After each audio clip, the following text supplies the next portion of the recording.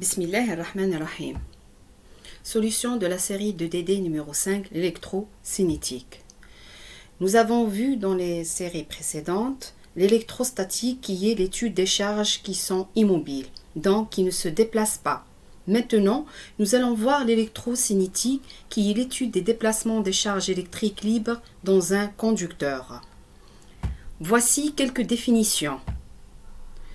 Qu'est-ce que c'est le courant électrique continu? C'est le déplacement permanent des charges électriques. Le sens du courant électrique par convention est opposé au sens des électrons, c'est-à-dire il est du positif jusqu'au négatif. Passons maintenant au vecteur densité du courant.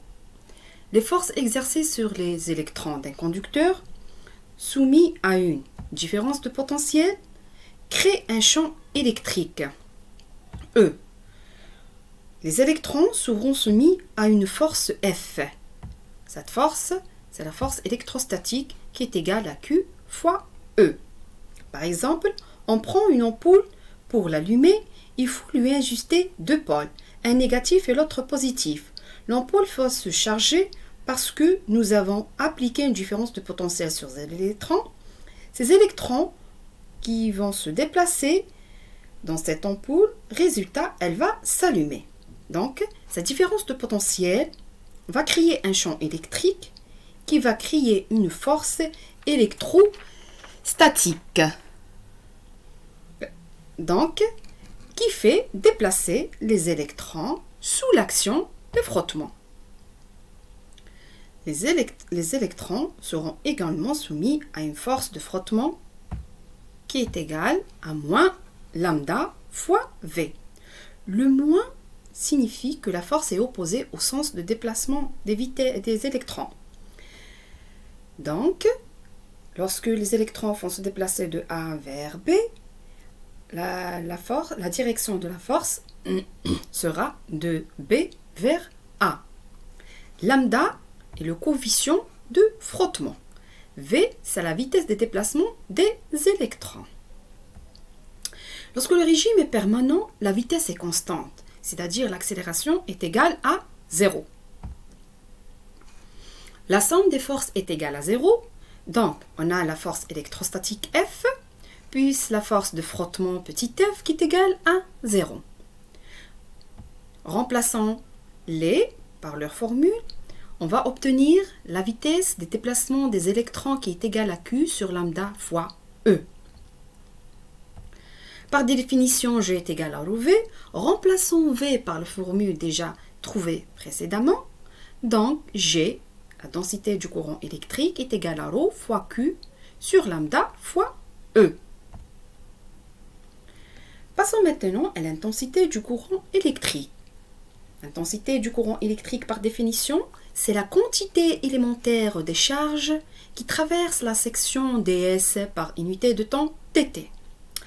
Prenons un exemple qui est très simple. Un fil cylindrique. Le courant électrique, c'est l'ensemble des charges élémentaires qui se déplacent sur une section ds. Donc, on a dQ qui est égal à ρ dV.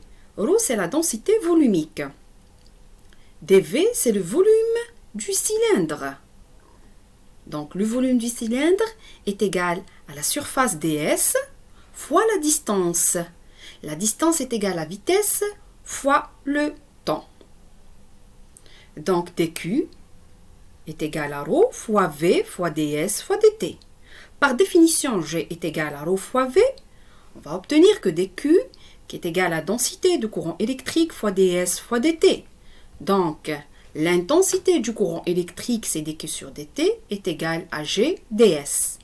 Donc, l'intensité totale I à travers une surface S du conducteur est égale à l'intégrale de I, qui est égale à double intégrale GDS, où l'unité du courant électrique est, c'est l'ampère-mètre, et l'unité de la densité du courant électrique, c'est l'ampère-mètre par mètre au carré.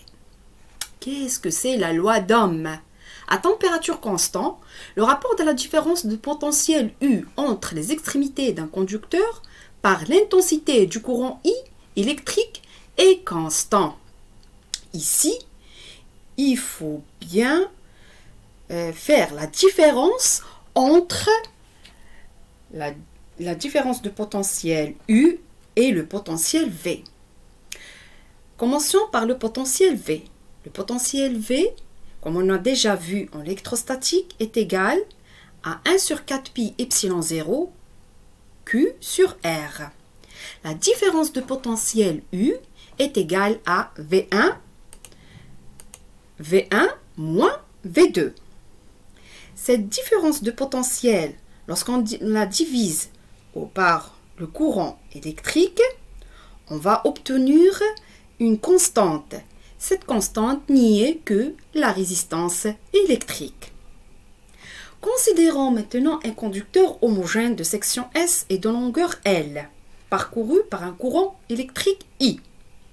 Donc, la différence de potentiel U est égale à V1 moins V2, qui est égal par définition E fois L, qui est égal à RI, qui est égal donc à RGS. Où GS, c'est le courant électrique I, comme on a déjà vu. Donc, on peut conclure que G est égal à L sur RS fois le champ E. Ainsi, sous forme vectorielle, la loi d'Ohm s'écrit G est égal à gamma E, où gamma est égal à L sur RS. Qu'est-ce que c'est gamma? Gamma, c'est la conductivité du conducteur. Elle ne dépend que de la nature du matériau constituant le conducteur. Elle s'exprime en O-1 mètre moins 1. Donc, ρ, c'est l'inverse de la conductivité, c'est la résistivité. Elle s'exprime en ohm fois mètre. Donc, ρ est égal à 1 sur gamma est égal à RS sur L.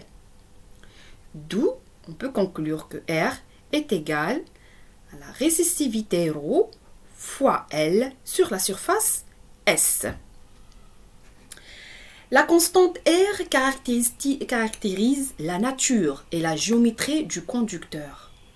Elle mesure l'opposition du conducteur au déplacement des charges électriques. C'est pourquoi on l'appelle résistance.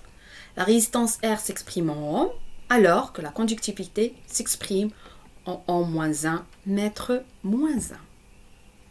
Nous avons terminé notre rappel du cours. Passons maintenant à la solution des exercices. L'exercice numéro 1. Dans l'exercice numéro 1, il nous a donné un fil cylindrique d'argan de rayon R, G est égal à 0,75 mm, qui transporte une quantité d'électricité Q qui est égale à 90 coulombs par heure. Alors, il nous demande de trouver l'intensité du courant électrique qui circule dans ce fil. Par définition, cette intensité du courant électrique est égale au débit de charge par rapport au temps. Nous avons le débit de charge Q est égal à 90 coulombs et le temps est égal à 1 heure, c'est 3600 secondes, qui est égal à 25 milliampères. Passons maintenant à la deuxième question. La deuxième question, il nous demande la densité du courant G dans ce fil. Par définition, la densité du courant G est égale à I sur S. Ici, n'oublions pas que le fil est cylindrique. Donc, la section du cylindre, c'est un disque qui est égal à pi r au carré. Remplaçant là, dans G, on va trouver que G est égal à I sur pi r au carré. Application numérique, nous avons trouvé déjà le courant électrique qui est égal à 0,025 dans la question précédente. Et le rayon du cylindre est égal à 0,75 mm. C'est une donnée dans l'exercice. Donc, après calcul, on va trouver que la densité du courant électrique G est égale à 1,4 fois 10 puissance 4 ampères par mètre au carré. La dernière question, il nous demande de trouver la vitesse moyenne des électrons de conduction, sachant que l'argent contient 5,8 fois 10 puissance 28 électrons par mètre cube. Qu'est-ce que c'est la définition des électrons de conduction? Les électrons de conduction, ce sont certains électrons susceptibles de couches de couche extérieure susceptible de se déplacer à travers la matière sous l'action d'un champ électrique. Donc, on a vu déjà dans le cours, le rappel du cours, que la densité de courant est égale à mV fois la charge d'électrons fois la vitesse, où mV, c'est le nombre d'électrons libres par unité de volume. D'où la vitesse moyenne est égale à G sur mV fois E. Application numérique directe, on va trouver que la vitesse est égale à 1,5 fois 10 puissance moins 6 mètres par seconde. Nous avons terminé le premier exercice, on va entamer le deuxième exercice. Dans le deuxième exercice, un fil de cuivre de section S, qui est égal à 2 fois 10 puissance moins 2 cm², est parcouru par un courant électrique d'intensité I est égale à 5 ampères. Alors, il demande de calculer la vitesse de déplacement des électrons libres. Avant de calculer la vitesse moyenne des déplacements des électrons libres, il nous a donné quelques données, qui est la masse volumique du cuivre, μV est égale à 8900 kg par mètre cube. La masse molaire atomique du cuivre, c'est 63,5 g par mol. Le nombre d'Avogadro, c'est 6,2 fois 10 puissance 23 par mol. Et la charge d'électrons, c'est 1,6 fois 10 puissance moins 19 coulombs.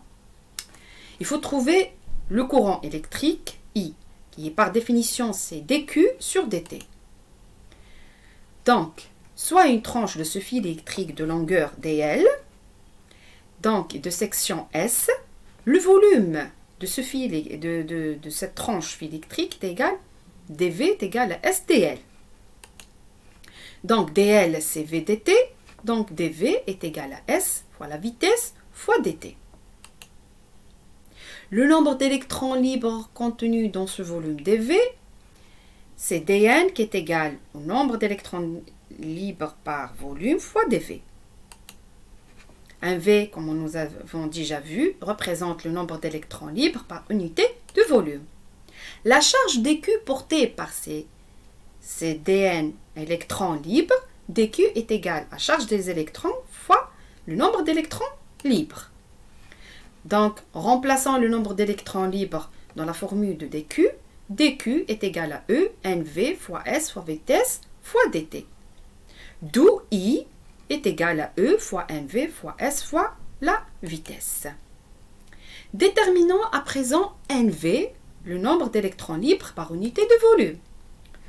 Par définition, la quantité de matière N est égale à la masse sur la masse molaire atomique, qui est égale au nombre d'électrons libres sur le nombre d'Avogadro.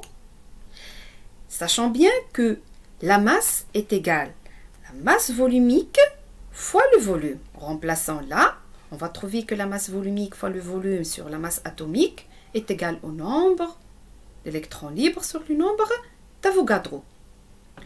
Donc, le nombre d'électrons libres par rapport au volume est égal au nombre d'Avogadro fois la masse volumique sur la masse atomique molaire est égal au nombre d'électrons libres par unité de volume.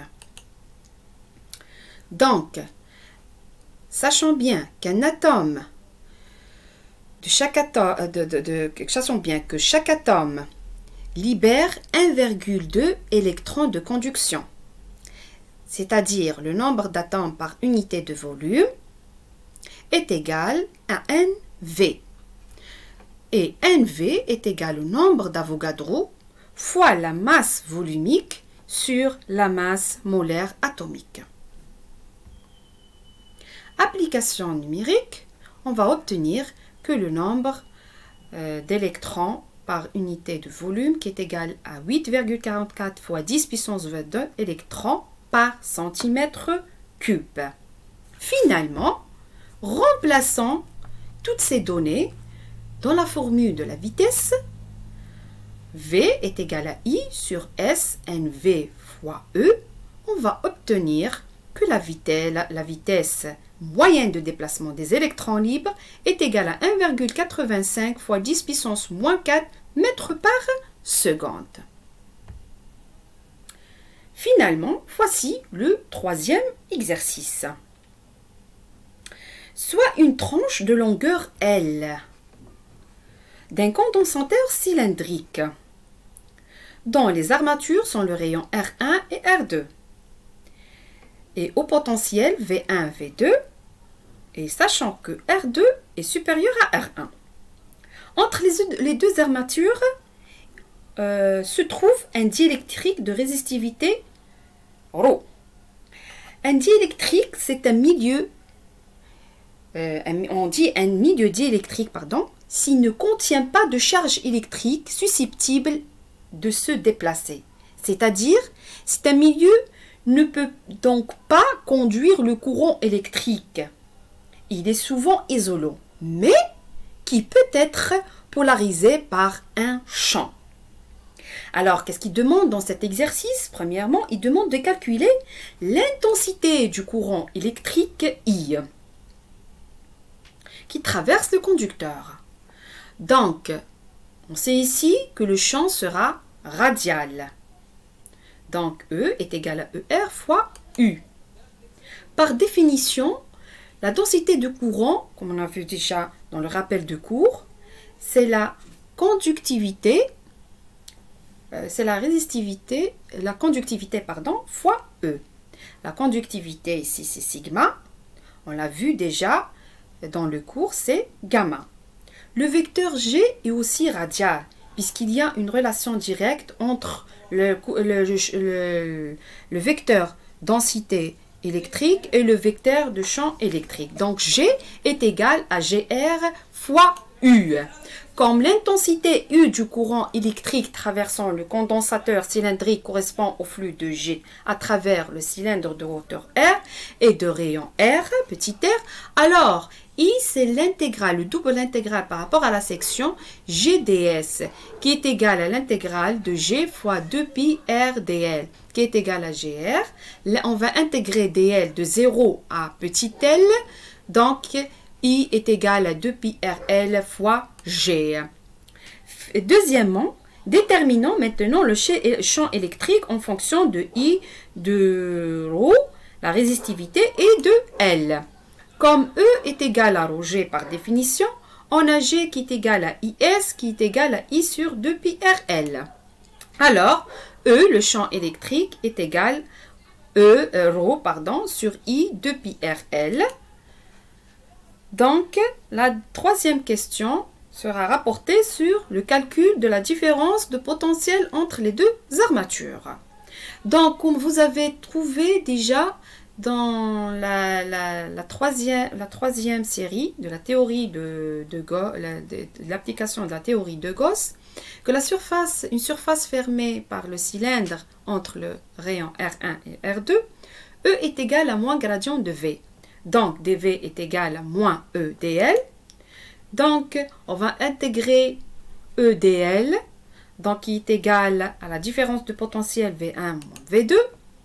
Donc, remplaçant E par le calcul précédent qui a été trouvé déjà dans la question numéro 3, on va obtenir que la différence de potentiel V1 moins V2 est égale à ρI sur 2pi RL log R2 sur R1.